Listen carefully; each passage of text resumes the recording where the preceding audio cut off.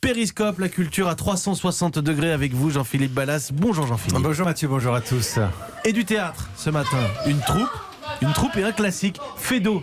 C'est le dindon au théâtre de Jazet à Paris. Et là, je sais, vous allez me dire, encore un Feydeau, c'est vrai qu'on en a plein les théâtres.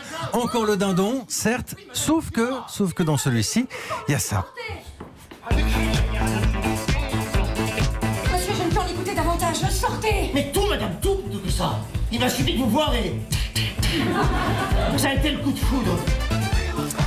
Et là, je sens tout de suite le démon du rythme qui vous envahit. Born to be alive, comme ces personnages qui donnent tout et répondent à cette question existentielle, anachronique. Quel rapport entre Feydeau et Patrick Hernandez? Pourquoi Born to be alive?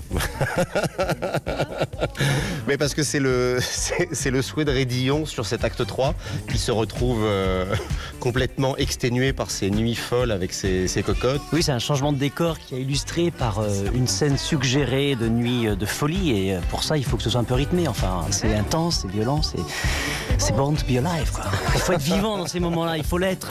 C'est important.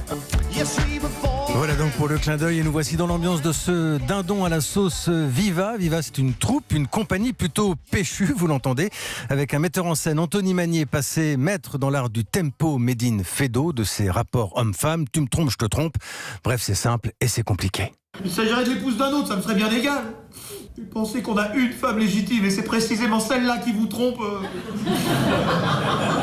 Ah, plaisir de jouer du Feydeau, c'est jouer avec un des plus grands auteurs comiques qu'on ait jamais vu. C'est-à-dire que c'est un orfèvre, un joaillier. Chaque réplique, c'est une punchline, c'est des situations comiques, c'est un plaisir immense. Célibataire, lui, il est marié.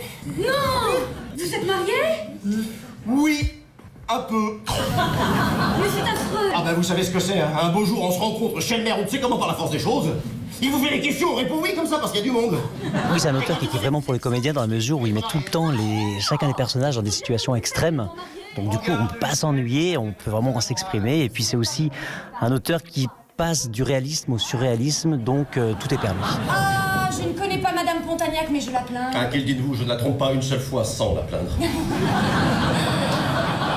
Vous devez la plaindre bien souvent. Les femmes dans les pièces de Feydeau, c'est quoi la particularité? Les femmes.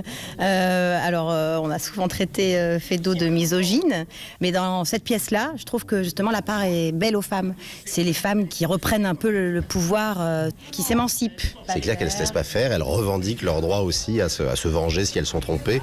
Et c'est vrai qu'il est misogyne sur plein d'endroits, mais il est aussi contre les hommes sur plein d'autres. C'est-à-dire que les hommes et les femmes en prennent pour l'espèce humaine, en prend pour son grade dans toutes les pièces de Feydeau.